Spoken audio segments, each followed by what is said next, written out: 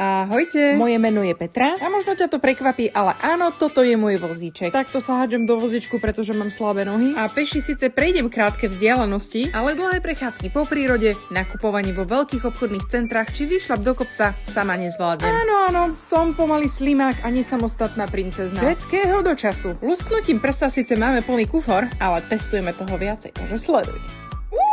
What's this, my friend? Tento fešák je prídavný pohon na vozíček, ktorý ťa po pripnutí zmení zo slimáka na Mustang. Pohon sa dá pripevniť ku akémukoľvek vozíku a vozíčkar si ho s ľahkosťou vie pripevniť aj sám. Poďme ho teda otestovať v reálnom živote.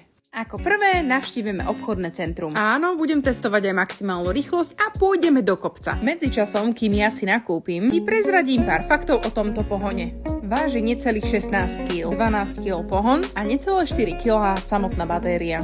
Má výškovo a uhlovo nastaviteľné riadidlá. Je to výborné práve pre tých, ktorí nedokážu mať dlho vystreté ruky. Pohon má 5 rýchlosti a môžete si úplne v kľude nastaviť tempomat. A ja viem, že som v obchodnom centre, ale tá rýchlosť je proste návyková. Takto jednoducho sa odopína. Takže keď si chcete spraviť nejakú prestávku, tak si ho jednoducho odopnete, najete sa, pokračujete ďalej. Možno vám napadne, či mi to na nohy nezavadzia. Vôbec to nie je cítiť, takže úplne v pohode. DJ, zmeň hudbu, nech nezaspia. Vážne toto? Dobre, takže poďme testovať najskôr štrk, blato, trávu a kopec. Peti, niečo si tam zabudla. Jo, to je tvoja nožka. Naha! I believe in miracle. Môžem vám povedať, že s takýmto pohonom nemáte potrebu premýšľať nad zázrakom. Dobre, ale toto stále nie je taká hudba, akú potrebujem.